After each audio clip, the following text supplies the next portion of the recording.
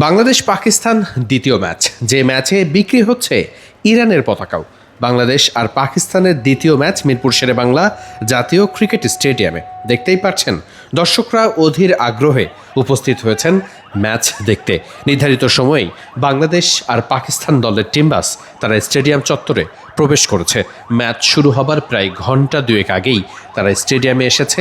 প্রথমে বাংলাদেশ দলের team bus stadium চত্বরে প্রবেশ করেছে নিরাপত্তার চাদরে ঢেকে, ঠিক যেমনটা প্রোটোকল রেখে টিম বাস স্টেডিয়ামে প্রবেশ করে ঠিক একইভাবেই প্রবেশ করানো হয়েছে দুটো টিম বাসই। সবার প্রথমেই আলাদা প্রোটোকলে বাংলাদেশ দলের টিম বাস স্টেডিয়াম চত্বরে প্রবেশ করে। আপনারা দেখতেই পাচ্ছেন বাংলাদেশ দলের যে টিম বাস, সেখানে ক্রিকেটাররা গাড়ির ভেতর থেকে বাইরের দিকে তাকিয়ে দেখছেন। উৎসুক দর্শকরা অনেকেই অভিবাদন জানাচ্ছেন। তানজিদ হাসান, তামিম, লিটন দাসদের দেখে চিৎকার করছেন। ক্রিকেটাররাও ভেতর থেকে নিশ্চয়ই সেটি দেখে উৎসাহিত হচ্ছেন, তারা হাত নাড়িয়ে সাড়া জানাচ্ছেন। আজকে জুম্মার দিন, শুক্রবার, খুব স্বাভাবিকভাবেই দর্শক যারা আসতে শুরু করবেন তারা জুম্মার নামাজের পরেই আসবেন। তবে অনেকেই ঠিক নামাজ পড়ার আগে ক্রিকেটারদের এক পলক দেখার জন্য এখানে আগে থেকে উপস্থিত হয়েছেন। তারা টিম বাস দেখতে চান, টিম বাসের মধ্যে থাকা ক্রিকেটারদের এক পলক দেখতে চান এবং তারা সেটি দেখছেন।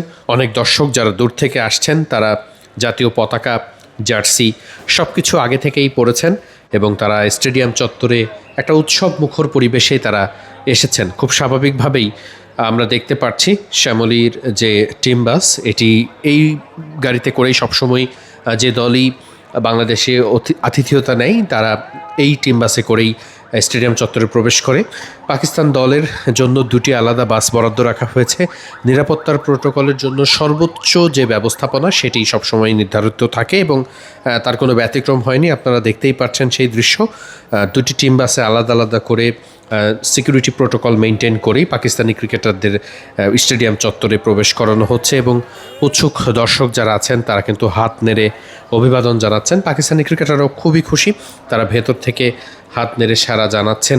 পাকিস্তানের ক্রিকেটারদের প্রতি বাংলাদেশের সাধারণ মানুষের অনেক সমর্থন থাকলেও দিন শেষে মাঠের খেলায় কিন্তু বাংলাদেশই শেষ কথা। বাংলাদেশ জিতুক, দ্বিতীয় ম্যাচেই বাংলাদেশ দল খুব বড়ভাবে জিতে পাকিস্তানকে সিরিজে হারিয়ে দিক, সেটি কিন্তু সকলের প্রত্যাশা এবং খুব স্বাভাবিকভাবেই মিরপুরে ওয়ানডে ফরম্যাটের ম্যাচ বলে কথা, সেটা যেন একটা বাড়তি ঈদের আগে নতুন একটা মাত্রা যুক্ত করেছে এবং আমরা দেখতে পাচ্ছি দর্শকরাই রোজার মধ্যেও, তপ্ত গরমেও তারা খেলা দেখার জন্য মাঠে আসতে শুরু করেছেন।